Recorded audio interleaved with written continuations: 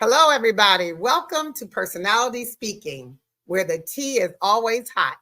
My name is Karen Ward. I'm an advanced certified personality trainer and speaker. I'm a personality coach and the author of the book, Couple for Life, Overcoming Personality Differences in Marriage. I hope you get your copy. This show airs every Wednesday evening live on 7 p.m. Eastern Standard Time.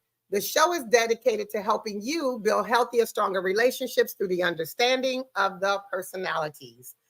The personalities was developed by the world-renowned and late Florence Littauer, who talked about 4 personality styles.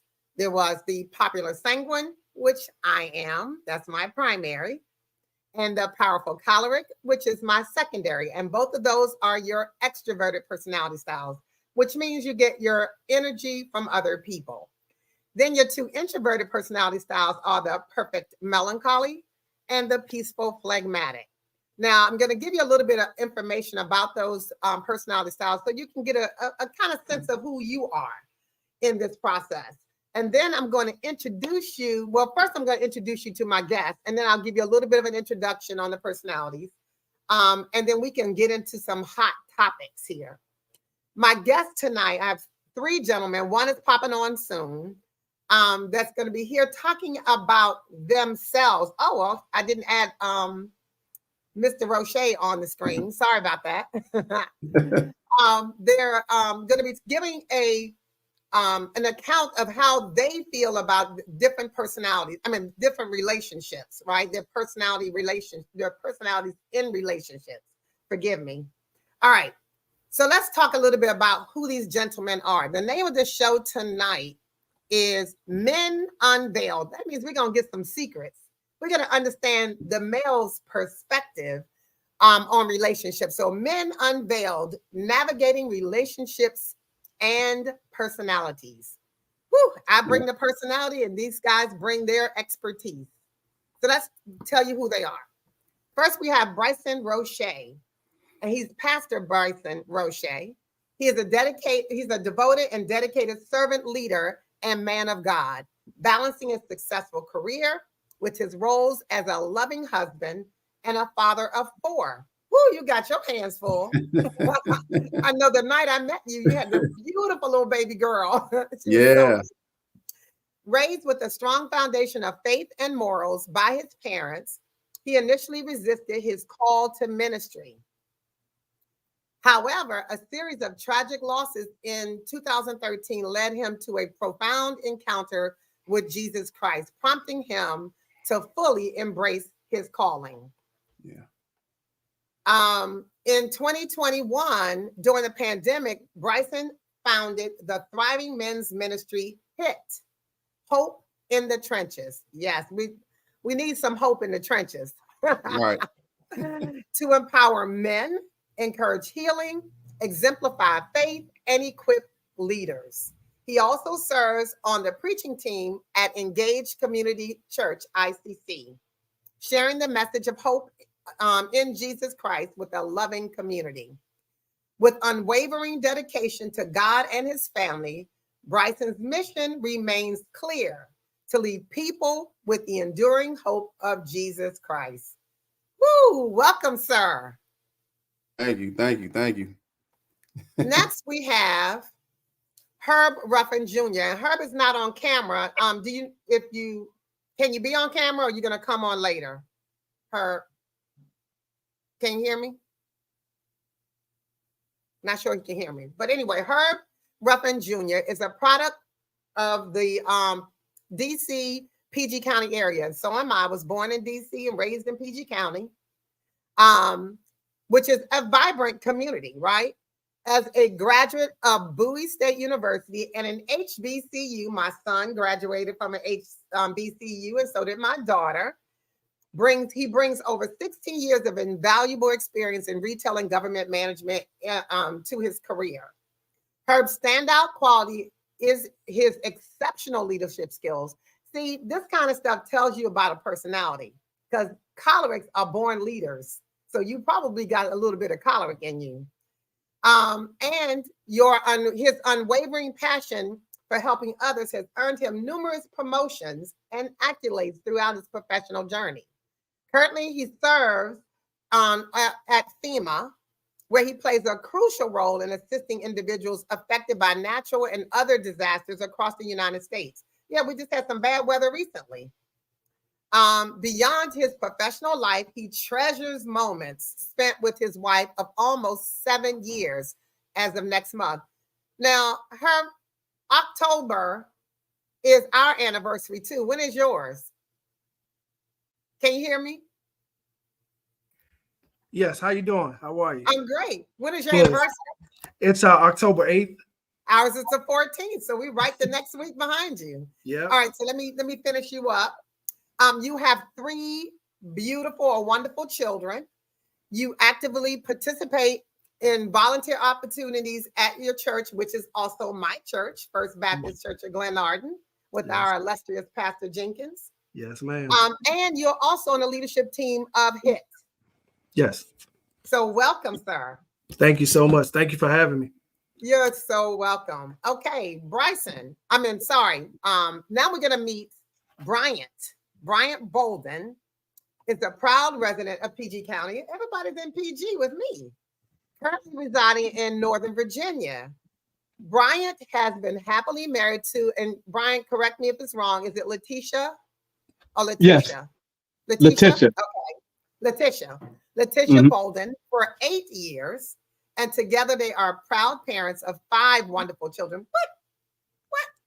Y'all having some babies around here. It's that, and if I get any names wrong, just correct me. But Heaven, Ethan, who is a cancer survivor, Grayson, Kennedy, and Braylon. Yes. Professionally, Bryant excels as a property manager in the DC area. His dedication to his career is paralleled by his commitment to his faith community. He is also an active member of Crossroads Baptist Church. Crossroads.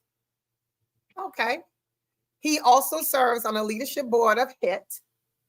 Bryant and Letitia's journey together spans 12 years. Go ahead. Marked by trials and triumphs. Don't we all have trials and triumphs? Throughout it all, their unwavering commitment to communication and consistency has been the cornerstone of this successful marriage. Despite their diverse backgrounds, varying parenting styles, and unique love languages, they embrace life's lessons with resilience and grace. We need a lot of grace to go through this marriage journey, right, fellas? Absolutely. Absolutely. Absolutely. Welcome, sir. Welcome to all 3 of you. Thank you all for being here tonight, trying to, for us to be able to pull back the veil so people can understand what a man thinks about marriage and about relationships. So thank you for being here tonight. Right. No problem. Thank you for having us. Absolutely. Thank you for having us. Absolutely. You're so welcome. So I'm going to ask you guys a series of questions, and we're going to flow together and answer. I ask that you give each other, do it like 1 or 2 minutes on your answers to give each other a chance to comment on all the questions. If you go a little longer, it's fine. I know how to calm the pastors down. All right, so let's first talk about you all are married, right? We know how long you've been married. Yeah. So tell me a little bit about first your personality style. Like, are you extroverts or introverts? I mean, give me a little bit. I heard, Brian, you're a leader and you excel in leadership. So tell me a little bit about your personality first. Yes, my personality is very, I am an extrovert, 100%. I thrive off other people's energy. I thrive off of meeting new people, just having great dialogue, conversation with others. I'm very outgoing, very, a people person. So it allows me to interact with people on different levels, all kinds of people, especially when you've seen a lot and you've done a lot. It's a good way to, in a sense, be able to connect with people on a personal level. So for me, I'm 100% extrovert, and my wife is an introvert. you know. And so it's kind of a tricky situation because, you know, when I want to be spontaneous and do, you know, other things and, you know, just experience, you know, like different stuff that we could do together, you know, it's more of a, you know, okay, that's cool. You know, it's like, you know, she's very, you know, it's very, yeah, you know, it's very introvert, but nevertheless, we have great times together, and it's yeah. So for me, it's definitely extrovert, 100%. So I picked that up in your bio because sanguine personalities like me are, and you apparently, it sounds like you might be a sanguine. Yeah. You are probably a person that is engaging and you draw people to you, and you can get people to probably do almost anything you want them to do. You're probably very influential. But not only that, on the choleric side, which is maybe one of your personality styles, cholerics are born leaders. They're movers and shakers. They're very accomplished, and they are, like I said, they're born leaders. So when I hear leaders, strong leaders, normally that tends to mean that you are a choleric personality style. So thank you for sharing that. And thank you for telling me about your wife being an introvert, because we'll talk a little bit about those dynamics as we get a little bit further in. So Herb, take yourself off from you and tell me a little bit about your personality style. Yeah, so I'm actually more of a phlegmatic myself. Okay. With my second form would probably be sanguine as well. So yeah, I found ways to balance the two, you know, through marriage. I think I was a different level phlegmatic when I first got married than what I am now, but I've definitely found better ways to manage it. So I'm definitely more of a extrovert for sure. My wife is a little more introverted. So that's interesting because my daughter is a phlegmatic sanguine as well. Mm. So you could be at home, a phlegmatic is an introvert, and that personality is cool, calm, collected, a chill personality style, right? Yes. And then the sanguine is bigger than life. The sanguine is you know, let's have fun, let's have a ball, but both of those personality styles are both social. The phlegmatic is social in smaller groups, and the sanguine is social in larger groups. So when you see that dynamic in one person, my daughter would say, like, I remember when she was young, she's now 30 years old. But when she was young, she would say, her friends, she'll have a few of her friends come over for the weekend, and she'll say, it's time for them to go, mommy. She had enough. But as an adult, after she hit puberty, she was the party girl. Like, it was all about the party, you know? So it's so interesting to see those two dynamics in one individual. And mine, to be honest with you, they're fairly close. Like the few times I've done the test, I even did one, you know, a few days ago just to kind of recap myself with it. And I literally one of them was 18 and one was 17. So it was very close. You know, it was very close. Yeah, mine was 2017. So mine was just like, so in other words, you flip-flop between them based on a set of circumstances. Exactly. Yep. Pastor Bryson, what's going on? You tonight?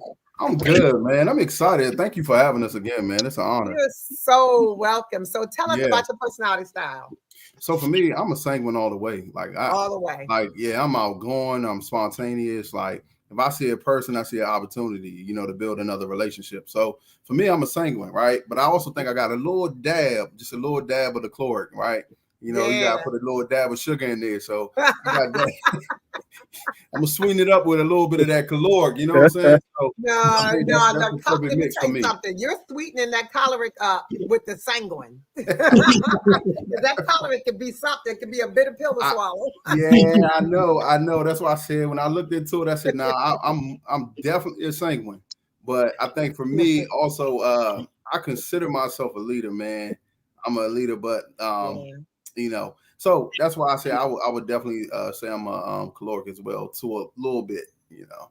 I love it. Yeah. So what I know too is that sanguines and cholerics are both leaders, right? We just lead differently. The sanguine is more engaging. They're more, let's do this together. We can make this happen together. It's, you know, it's a collaboration type of leadership. Right. Where the choleric is more strategic. It's about, there's a way to do things. It's my way. So you know what? I might want to change absolutely. I think I'm all the way sanguine. There's Yeah. only one way to do things is my way. Yeah. That choleric. You know, I've never, I never did the actual assessment, but so when you sent it, as soon as I read the first line, I was like, okay, I don't even need to read the rest. You know, it's no point. You know, sanguine all the way, but then chlor. I mean, it's right up there as well. But this was really good though. Well, I'm glad. And I love finding this kind of thing out because I think the more you understand about who you are, the better you are as an individual, the better you are as a husband and a father, the better you are in the workplace, and in the world. You show up differently when you understand how you were hardwired. Okay. So that's why I do the show, is because I think it bridges understanding, and people will start to, I always say your personality is the lens by which you view the world, right? So if it's a lens by which you view the world, it's your lens, not somebody else's lens. But we tend to look at other people the way we see the world. Mm-hmm. So that's why I do the show, because I want to make sure people understand each other better. So let's get into some other things. I love learning more about you. I think it's really interesting to know. Oh, did you say, Pastor Bryson, your wife, what do you think she is? So my wife, I would really say that my wife is probably is a phlegmatic, more the ones that's kind of laid back, reserved. Yes, cool, calm, and collected. Yeah. Like she has to, like, you give her something, like she wants to think it through, so you can't just give her a thought like without being prepared. Like like you have to come prepared saying, hey, this is what we're gonna do, XYZ, because she's a planner, Oh, she's a melancholy. She might be both melancholy and phlegmatic, both introverted personality styles. The melancholy is a planner. They're analytical. They have to have a plan. So it's like, they're the people who say to you, give me your 2-year, your 5-year, your 10-year plan. Right. And the same ones are saying, well, what is that? Why do we have to give you a plan? We don't know if we want to do that 2 years, 5 years, or 10 years. We're flowing in the moment. I just know that she doesn't want. Go ahead. I'm sorry. No, I was saying, I just know that she doesn't want you to come without a plan, because she doesn't want to get anxious. She don't want, that will cause some anxiety there, Yeah, so. Because the the extroverted personality styles, we fly by the seat of our pants. We're very spontaneous. Even the sanguine is saying YOLO. You only live once, right? So let's live life to the fullest. Let's be spontaneous. Let's do what we want to do. The choleric is saying, let's be strategic about what we do, but I'm going to do what I want to do. And if it costs us some money, I'll figure that thing out and make some more money. But we're going to do what I want to do, right? The melancholy is saying, let's plan this thing out. Let's understand where we're going, what it's going to cost us, how we're going to get there, what's the impact to everybody. And the phlegmatic say, let's chill. Let's relax. Everything's going to work out just fine. So that's kind of your personalities in a nutshell. And so your wife is probably the melancholy phlegmatic. She's chill, but she says, come to me. When you come to me with a plan and not lip service, I hear you. But when you start just saying, oh, I want to, let's go, go out of the country next year. Well, how are we going to get there? How much is going to cost? How long will it take us to plan for this trip? Where do we want to stay? What research are we doing? What vaccinations do we need? Yeah. They're doing all of that. Like, for example, she always says, like, you got to think about the what ifs. And I'm like, I'm not there. I'm just seeing the vision, so that's right. And I love it though, because it's one of the things I talk about. And I said, I'm going to talk a little bit about this later. I'm doing a marriage workshop in November. And so this series that I'm doing on marriages every Wednesday up until the show is going to be about marriage. And the reason why I'm doing that is because I want people to get a feel for what we're going to be talking about in the workshop. Because I want people to know that you can have a successful marriage. You can be coupled for life as long as you understand who you are, how you're wired, and how you can balance your personality with that of your mate, right? And so that's the reason why I'm doing this, is because I want you guys to talk about how you are as husbands, how you are, how you show up in the relationship through your personalities. So let's get started, because I really want to talk about how you met your spouses, because that really gives me a little insight too. So let's talk with you, Bryant, first. How did you meet your wife? um, so I actually met Letitia at Lux Lounge in DC. And what's so crazy is I wasn't even supposed to be there. I had a friend who couldn't get in because of what he had on, and I was like, okay, you know what? We were here last week. I don't do the club thing twice in a row. I don't get there before you're like one. I'm like, look, I'm trying to dip. Let's go in there for 30 minutes, 45, and let's just leave. And I saw her, and I asked my friend, like, oh, what you think about her? He was like, yeah, she looked cool. She looked good. I was like, okay. So I went and talked to her. And as soon as I, asked her name and went up to her and introduced myself, it was, what is your name? What are your goals? Like, what? Wow. And I was like, wait a minute. I just wanted your number. I didn't ask for 21 questions right now. I'm like, we got the music going on right here. And I'm just like, that wasn't the purpose of this. But, it was just like 21 questions, and it was different. Yeah. It was just, it was different. And she was different from what I would normally, or who I would normally deal with. Or so she had this like innocence about her. And it was like that introvert, like she's in a corner by herself, not dancing. She's with her friends on the wall. And I'm like, okay. And then from there, it turned into us going out, us having, a good time. And what's funny is, the Lord, I believe, truly puts people in your life that that gives you a wake up call. Because I've always told myself I would never talk to a woman who I met in the club. I would never talk to a woman from Baltimore, and I would just never talk to a woman with a child. And she had a child before we were together, and here we are, 5 kids later. So that's actually how we met. It kind of speaks to when they say when we make plan, God laughs. Mm-hmm. Exactly. I will never. He said, yes, you will. Yes, you will. Yeah, God definitely has a sense of humor, because but it was great. And then the more we conversed and the more we hung out with each other, we were so different that it was so interesting to me. Like, it captivated me to the point, because we were so different. It wasn't what I was used to. So as they say, opposites attract. So Opposites attract. Mm-hmm. Yeah, until they don't.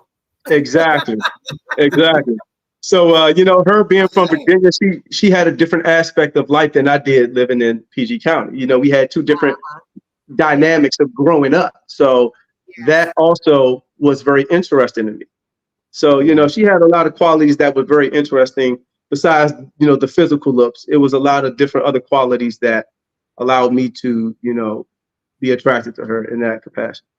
I love that. My husband's from DC and I'm from Maryland. So we had a little bit of a cultural difference there too. So I understand that. Herb, tell me how you met your wife. Sure. So we actually dated in the early 2000s, kind of around our college years.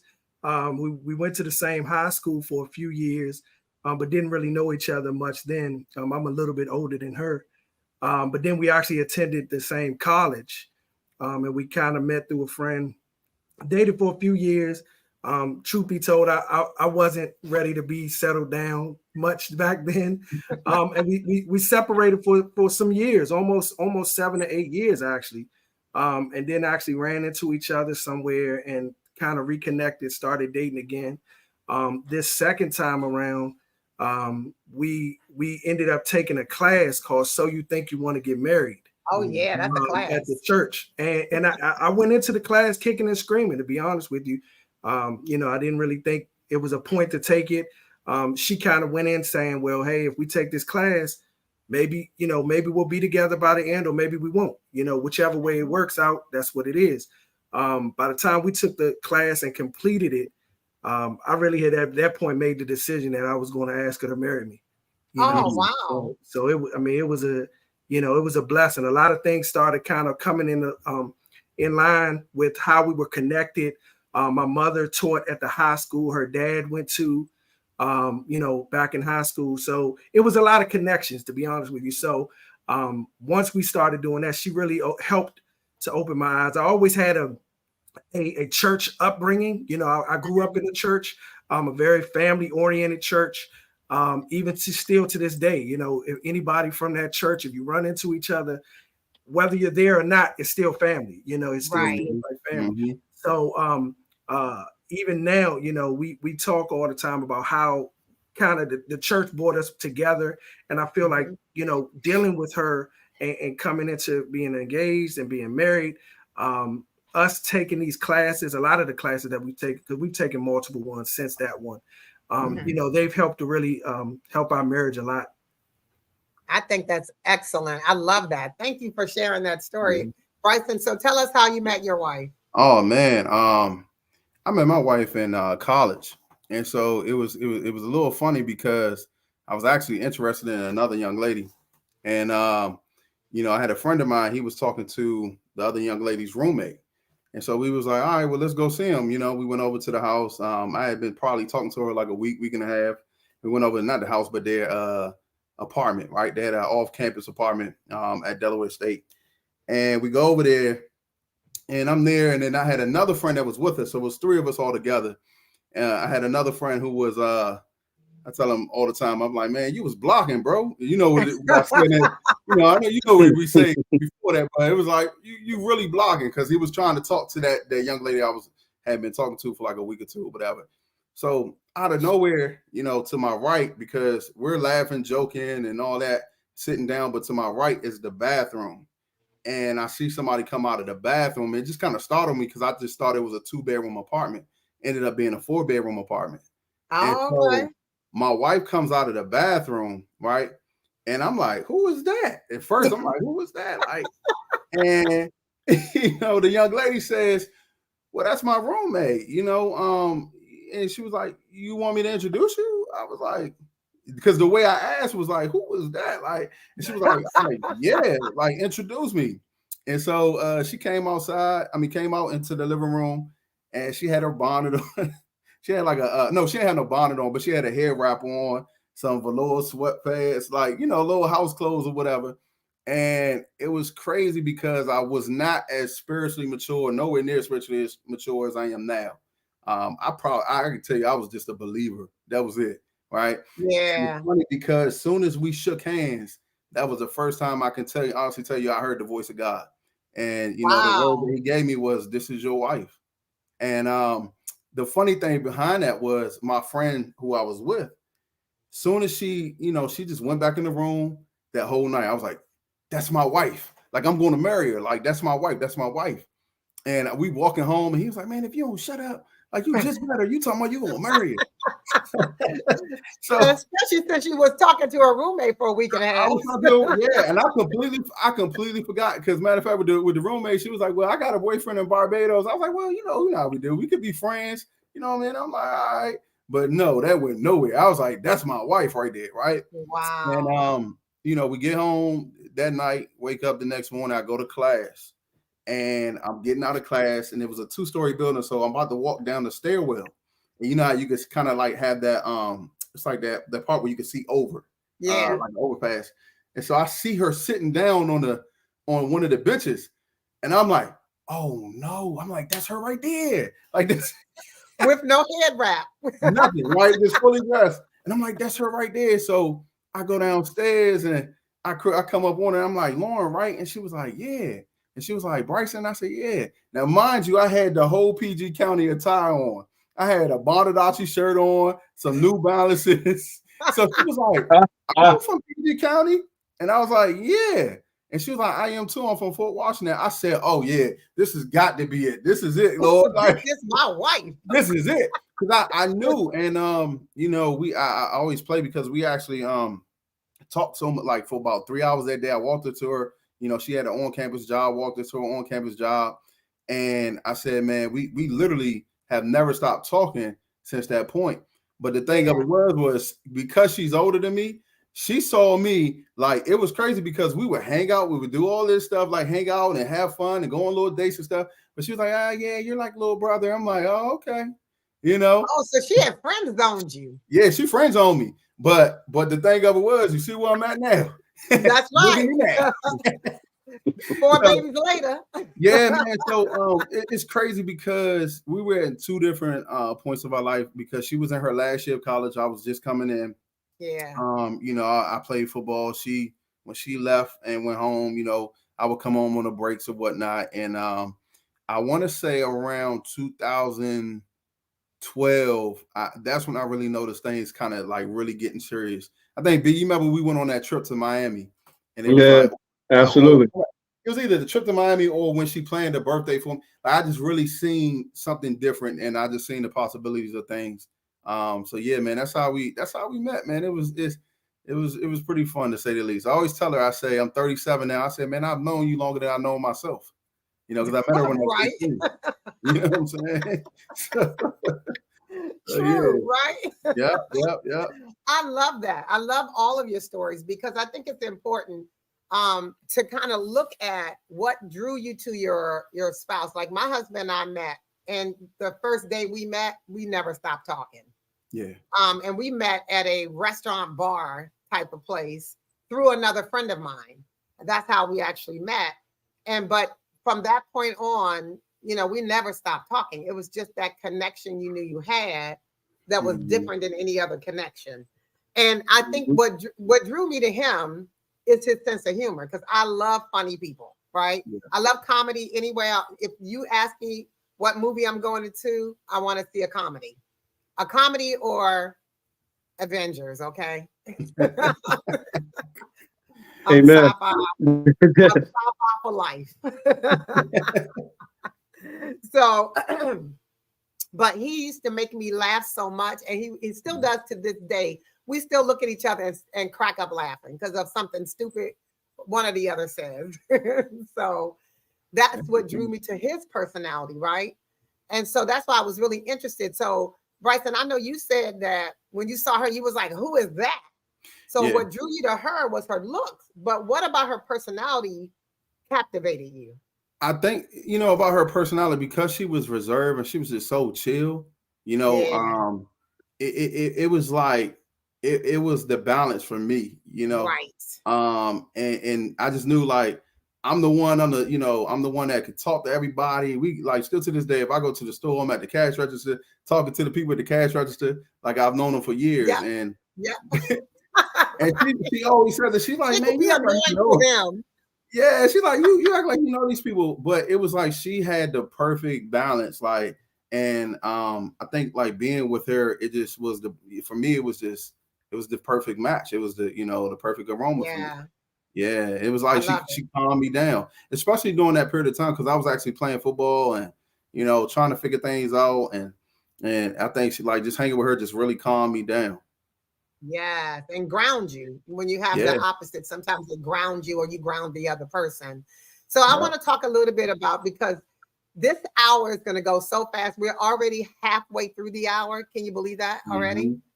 It's going to go so fast. So I really want to hit some good topics, right? One of the things I want to talk about, did you all have any significant challenges or obstacles that you had to face in your relationships, and how you were able to overcome that? And I want you to think about as it relates to personality. So, you know, if somebody doesn't handle finances well because it stresses them out when the money is tight, or because you're very friendly, like, you know, I'm very friendly, my husband's very friendly. Sometimes women take that wrong. You know, like, what obstacles or challenges that you go through in your relationships that kind of feels like personality? And I'm going to help kind of break down the personality part of it. So let's start with you, Bryant. Oh, man. Yeah, so we've had quite a few different challenges or obstacles that we had to get through within our marriage. And it was only because we didn't understand each other's personalities. You know, me and my wife we'll be the first ones to tell you, we never really got a chance to be friends in our marriage, because when I first met my wife, I envisioned what I wanted to happen with her. You know, so I had my own purpose. You know, I had my own goals. Now, of course, life has, you know, shifted those goals, and we became more than that. But in the beginning, it was us dating. It was us just, you know, chilling. And that's what all I thought it was going to be, until it became something more. But the problem was, we had, when she got pregnant, you know, in my mind, it's like, I got to take care of my responsibilities. I want to be with the mother of my children. I don't want to be no baby father. I don't got time for that. So, you know, we did what was right. Not saying we didn't have fun together, but we never really got a chance to dissect one another's personalities, where we could be best friends with each other, where we could actually grow and, you know, experience each other's personalities and know how to adapt to it in the right way. Right. So time goes long, and now we're getting married, and we still have not adapted to one another's personalities. I'm more of I want to fix the situation. I'm more of hey, let's just get right to it. I'm more of you know, if there's a concern, let's voice our concerns, but I want you to look at it in more of a logical way than an emotional way. And that's and we are different, because she is definitely phlegmatic and melancholy. So she's more of a laid back person, doesn't want confrontation. She doesn't want to address certain things, especially if it's coming off in a way where it seems like I was belittling her. But more so, I'm just trying to get my point across in the way that my personality would allow me to. So we've had a lot of issues within that realm of not understanding one another's personalities, but more so allowing the other person to talk and just waiting for them to talk until you. So I need you to understand it from my point of view. You know, I love it. I'm sorry. Go ahead. Oh no, please, by all means. No, I love that you said that, because what I think is important for a lot of people to understand, for a extroverted personality style, so the sanguine and the choleric, those personality styles, we want to address things and get it over with, right? So the sanguine says, come on, I want to let's get, you know, through this, because I want to have fun, and I want to live my life, and I want to move on, and I don't want to have this stuff drag with us, right? The choleric says, listen, let's deal with it, let's put it behind us and move on, right?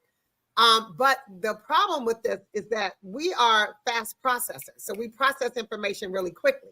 So if it's a problem, we identify the problem, we identify a solution, and we go ahead and move on with life. The introverts are slow processors. They process information slowly and methodically. And they're thinking about all the impacts that it's having, not only on them, but on you, on the family, on the culture, whatever. So they're thinking about that. And a lot of times us extroverts want an answer right away. We want an answer right away. But the melancholy and the phlegmatic can't give it to you like that. They have to think about it, process it, make sure it makes sense. You know, they're considering all factors before they give you an answer. And that's frustrating for the extroverts, because we need to move on. We need to resolve the issue and move through it and move on. Where the melancholy needs, and sometimes they even need to deal with whatever disappointment, hurt, anger, whatever. They need to process that before they can even get to the place of understanding how to move forward. And a lot of people don't recognize that. So that causes conflict in a relationship. So Herb, tell me about any of the obstacles that you faced in your marriage. Yeah. So I would say for my wife and I, the kind of initial thing for us was combining our money accounts. That was huge. She's a very strong lady, a woman, And she had goals, before we got married. She was doing her own thing, when I met her. She had a house and some other things going for her at that time. So she had a good drive about her, so she was used to doing her thing with paying her bills the way she did it. I, on the other hand, was used to doing that for myself as well. I was paying my bills, I had a daughter fairly young. I had a daughter right out of high school. So I ended up having to do different things, to maintain, pay bills, different things like that. Right. So when we got married, it really was more of, okay, well, whose money is this? It's your money. That's my money. It's my account. That's where So we got to a point where we really were saying, well, we need to combine our accounts. Let's combine all of them. And it took some time, like we didn't fully commit to that until almost 2 years in, at least. And that's when we actually did start combining our money. We got to a point, even from a emotional side, we got to a point where my wife used to say, well, you don't express your feelings enough. You don't tell me how you feel. Whereas for me, initially, I just really wasn't used to doing that. Right. Now I will say 7 years in, I probably expressed way too much now. Because even some of my male friends, they got a joke with me now where they say, well, oh, this Herb having his sensitive moment, because I do it a lot more now than I used to. And a lot of that's just growth, growth and being family, different things like that. But that was one thing for my wife and I that was major, was the financial side, the expressing my emotion side, my feelings. One thing that even for us, when we did start, if we had an argument, initially I would react, immediately, no matter whether I was wrong and she was right, whatever the case was, I would react. Through different classes and teachings and things like that, I've learned to kind of calm down, and we've gotten to a place together now where we can both say to each other, like, hold on, I'm kind of, I don't want to react the wrong way to this. So let's revisit this in a couple hours. Sometimes it may even be a few days. Like we may legitimately set several days later to say, hey, let's have this conversation and we'll reconvene. Now, the catch with that, though, is making sure that you stick to your word and you go back to when you say you're going to do it. And that's something that we've done over time. But I did not start doing that initially. Well, I can tell you, as a phlegmatics they don't really share their feelings anyway. Even if you were a woman, a phlegmatic, right? They're very, they keep to themselves and their thoughts are private. A lot of times phlegmatics have a lot of fears that people are going to reject them, that they don't respect them. So they don't want to really speak up. So a lot of times they think what they think, but they don't say what they think. The sanguine part of you is willing to share, but the phlegmatic has a hard time with that, opening up. But I also love that you brought that up, because it is also a male thing, because you guys weren't really taught how to emote, right? You were really taught, boy, you better shut that fuck. You better not be crying. You better not, you better man up, You weren't taught that it's okay for you to cry or be upset or hurt or disappointed. So I love that you brought that up, because I think that makes a difference in your relationships with your spouses.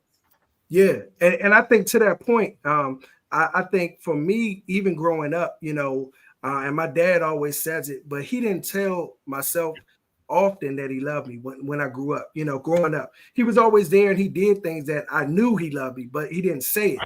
And I noticed once I had my daughter, which again, this was not long after high school, maybe around 21, 22, our relationship changed and evolved a little bit better, where he started actually expressing himself more, man to man, and it was like, yes, he's my dad, he's my mentor and different things like that. But we almost built a friendship together too, which I think in turn made it easier for me to start expressing myself as a man to other people, because I felt like, hey, my dad could clearly tell me he loves me every day. If I tell it, we say we love each other all the time now. So I think a lot of that came, during that time for sure. That's excellent. That's excellent. Okay, Bryson, what about you? Yeah, man, I'm sitting here listening to Herb, and and it's so good because he hit on a couple of things for me. That's exactly where the challenge is for me and my wife. I think it was definitely communication, right, for us. That was like the biggest thing, and still probably is one of the biggest things within the marriage because of the lack of empathy on my end, because of the lack of sensitivity. It's hard for me sometimes to show that empathy, even when I don't intentionally mean to hurt her, right? My tone and how I come across, because I'm very stern and I can be blunt too. It immediately shuts her down, immediately shuts her down. And for her, like what her was saying, it could take a couple of days. Like she will be shut down for like a couple of days, and then I'm not speaking into her love language at all. And when I try to come back and I try to act like we cool, she's like, nah, like we just got in an argument like a week ago. Like I forgot about it. Us Sanguines is over it. Us Sanguines want to have fun. What? You mad? You still mad? Yeah. And it's like, and it's. I think that's been the biggest challenge is really trying to build trust within her, with how I handle her in my communication. I love it. I definitely would say that's probably one of the biggest challenges. One other challenge that she may not say, but for me, because we had my oldest daughter 2 years before we got married, and we had built a system that was more like a co-parenting system. When we came into the marriage, we literally came in with that mindset of, hey, you get her this day, I'll pick her up this day after work, you go handle whatever you got to handle and this and the third. And I think what happened was it kind of like, it didn't bring us together where we can come together and say, nah, this ain't how we should be doing this thing. Like it was almost like co-parenting within the marriage at first. And so I think a lot of that has to do with the communication, like I was talking about.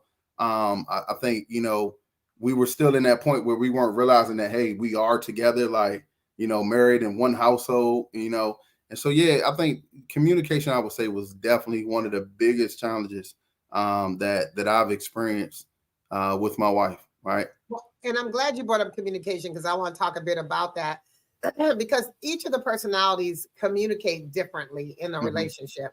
And you were basically talking about that, because cholerics are curt and abrasive, right? We don't even know we're curt and abrasive. We talk with an authoritative tone, and we don't realize that we're hurting people's feelings. Sometimes I have to watch people rear back or they say, what? The way they respond to me, then I realize, oh, it sounds like that because that's not what I meant, right? And that happens all the time with choleric personalities. And if your spouse is a melancholy, they're super sensitive anyway. And so if you come at them the wrong way, you say something in a tone that sounds like it's degrading or it's hurtful or whatever, they get hurt, wounded, and it takes them a while to get over it. Where us sanguines are saying, I can't believe you're still mad. Like that was 2 hours ago. That's exactly how it is. That was so yesterday. It's to the point where she'll bring it up, and I'm like, I don't even remember what you're talking about. And that's the other part of it, saying when we're forgetful. So it's like, what? We had a fight? You got mad over that? I'm confused. So, Brian, tell us how communication plays a part in your relationship with your wife. To be quite honest and just transparent, it is probably the most focal point in our marriage because it is the part where we lack in the most, and that's because, number one, we are getting to a point in our marriage where we genuinely want to understand the other person. As before, we did not want to understand. It was more so, I'm going to let you talk. I'm going to let you get what you say out. And I think I'm doing something because I'm sitting here taking notes and I'm not interrupting you. And I'm going to go ahead and let you finish. And, I'm going to say, hey, I respect what you're saying, but this is what I'm trying to tell you. and we're not necessarily trying to grasp what the other person is saying. And I know I can only speak for me, where I can honestly say that sometimes, I used to do wordplay where I'm going to try to make you fumble in your work Oh, yes. and in your communication, to the point where you don't even know how to respond because I'm hitting you with stuff that you necessarily don't understand. Mhm. And it was and quite honest, it was more like manipulation in a sense. But Yes. and it was in a way where I could control the narrative. Right. And of course the other part of that, but on the other side, like her kind of touched on, where it gets to a point where in the communication where things are like you compromise, hey, but then at what point does compromise turn into surrender? And it's like, hey, I'm sitting here trying to communicate. She's trying to communicate. She wants to talk about something, but I've shut down because you're not understanding what I'm trying to say. Mhm. You're not even trying to, get it from my point of view. And now I've shut down for days, weeks, without talking to you about this or talking in general. And now that has created this big bubble of just Yeah. awkwardness within the marriage, where it's caused a lot of strife. It's caused separation. It's caused us to spend a lot of time apart because the communication was not, set on firm foundation. It wasn't set on an actual, hey, let's come back to this. What are we going to do when we disagree? How are we going to communicate even when we disagree? Are we going to come back to it?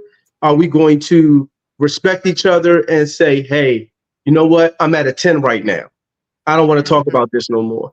It was really none of that. It was just blatant silence.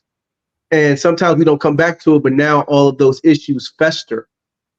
So now we're getting so now we're getting to a point where, hey, I'm at a point where whatever conversation we have, I just want to listen, understand, and execute what it is you're trying to convey to me. Because her being a phlegmatic, like you stated, sometimes she doesn't need the answer.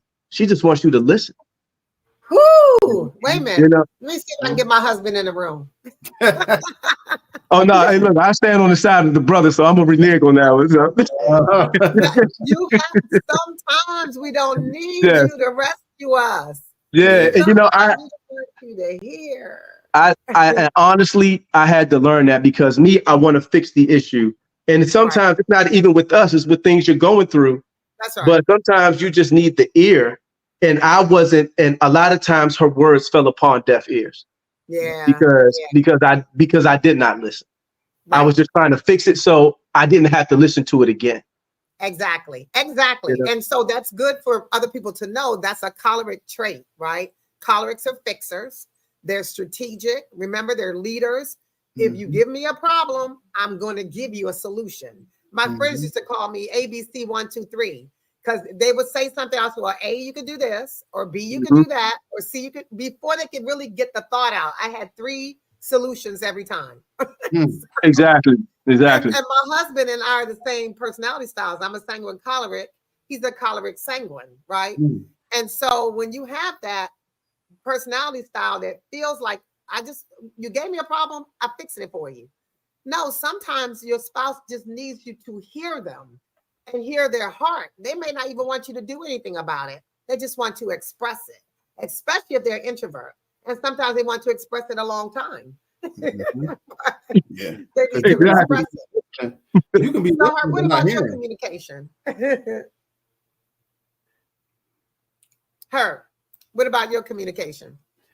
Yeah, for my wife and I mean, we started to learn each other's love languages. We took a communication class some years ago, which was very helpful. But just being transparent, we deal with communication even now. We deal with it all the time. We're learning each other more, as time is going on and as our marriage is progressing.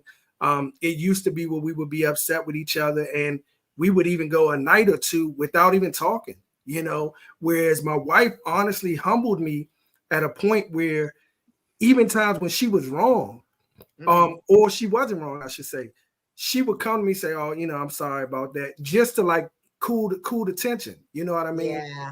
And she got to a point where she was really, and it's kind of cliche, but she really didn't want to go to bed angry. You know, for us, we had a lot of friends who spouses passed away. And so for us, that's always pretty big in our mind. Like, what if we did go to bed and we didn't wake up the next day together? You know, was it something we missed from the previous night? Was it even worth it? You know, so that's been one thing that has helped us with our communication as well. And then we've gotten to a point where we do what we call couch time. So if it's really something major, we'll give each other the floor. Typically, ours is only 15 minutes or so because we have twins that's 5-year-old running around this house. So 15 minutes, you got the whole 15 minutes to say whatever you want to say, good, bad, or indifferent, whether that's about me, whether it's about work, life, anything. You got the 15 minutes. I'm quiet. If you want to speak on it after, you can. If not, you don't have to. And then you can speak on for your 15 minutes for whatever you want to speak on. And that's helped us a lot, just with communicating with each other. I love it. I'm going to steal it from you. I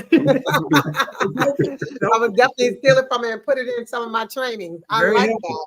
Very helpful. Because I think it's really critical that we understand how we need to show up for our spouses in the area of communication. It's a rough place to be. My husband and I will be married 29 years next month. Mm-hmm.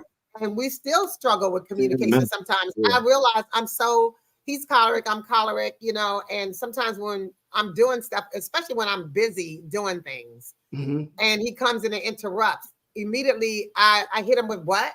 One of those kind of, what?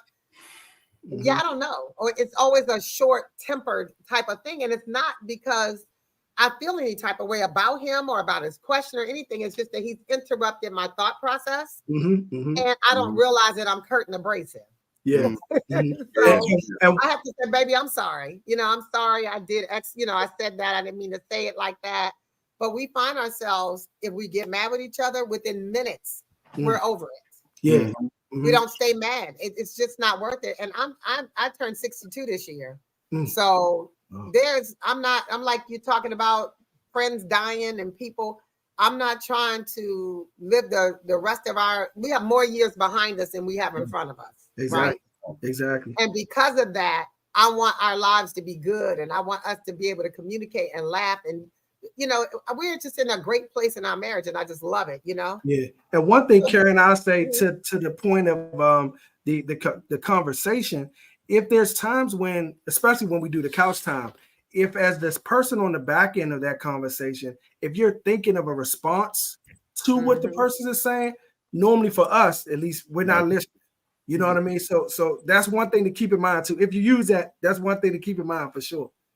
Yeah, thank you for that, because I think that's critical. You know what I mean? Because most people are formulating an answer, which it absolutely means you're not listening because you just want to get your point across and you're not really allowing your spouse to communicate. And I always say, what you're thinking.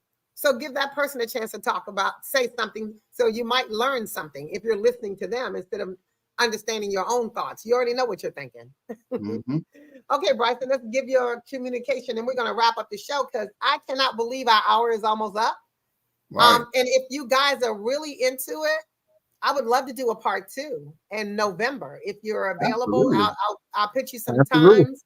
Yeah, and definitely. You can come back because we didn't get through half of the questions. I said we just scratched the surface for sure. Right, exactly, right. All right, Bryson. I think, man. So for me, with the communication piece, man, I would say one of the things that I learned is your wife is your direct reflection of yourself, right? And I say that because when I would say things to my wife, right, and I'll try to hold her accountable, the first thing she'll say is, "But you do the same thing," right?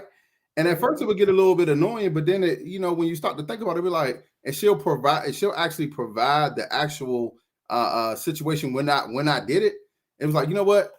I can't get through to you because you're gonna hit me with the same thing. Like you did the same thing. So you know what? I just need to stop doing whatever it is that I'm asking you to do. I need to check with myself first and see if I've done that before actually saying or asking you to stop doing it.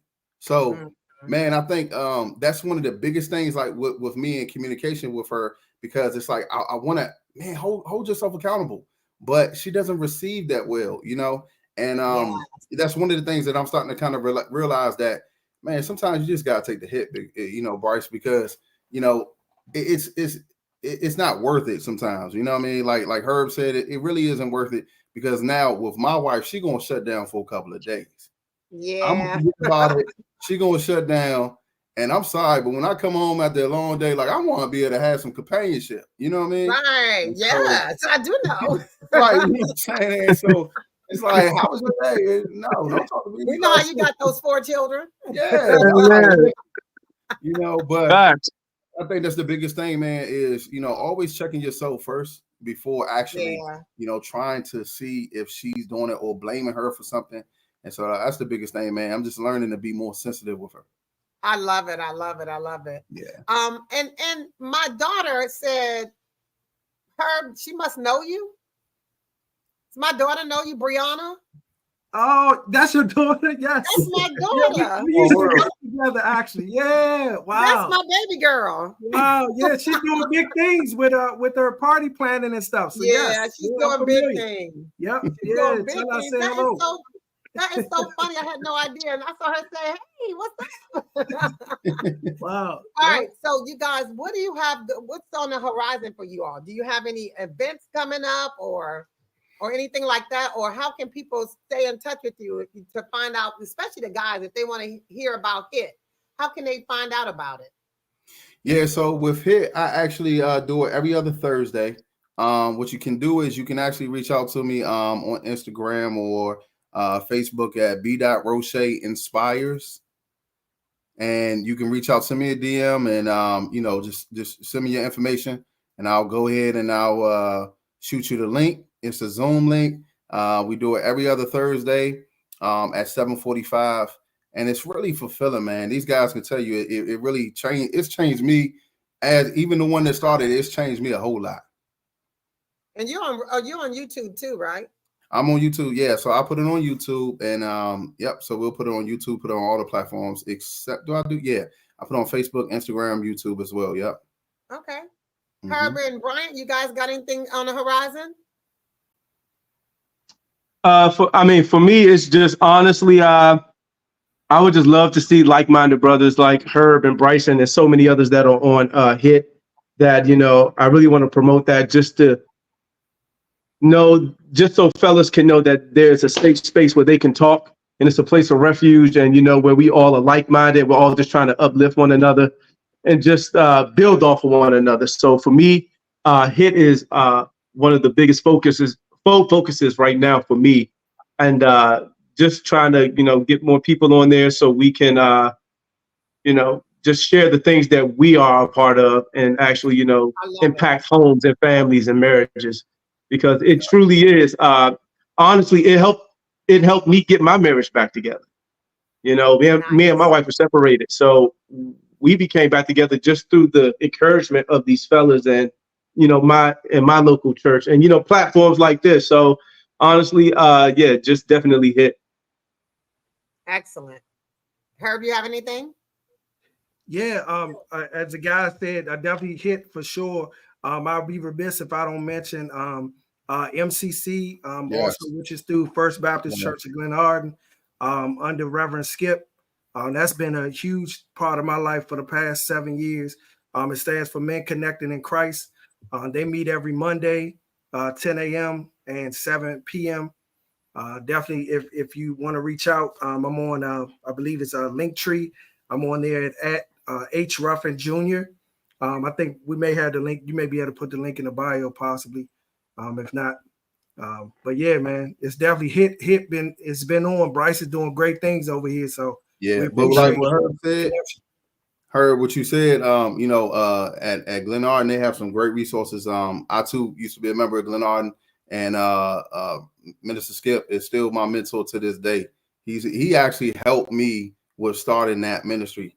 And so, man, if you can't HIT, then you go to MCC, wherever. But we need more men to be able to come together, seriously, because I've probably talked to 2 individuals within the last year that was dealing with anxiety, suicidal thoughts, these type of things, man. The pandemic really took a hit on us. So yeah, seriously. It definitely did, emotionally and on personalities. I always, us extroverts, when we were in confinement, that we were like going bananas. The introverts were like, yeah, I get to nap, or I get to be by myself and keep you people away from me. But us extroverts lost our minds.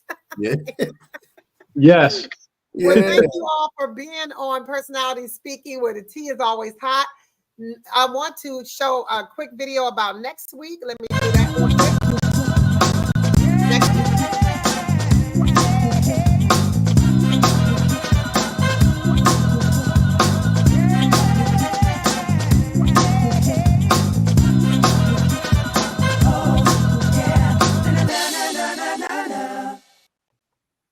And that's going to be our show next week. But also, I want you guys to please pass the word around. I am doing a let me go back and do this again. Sorry. I'm doing a workshop for couples, especially newlywed couples under 10 years, but anybody can come that's married.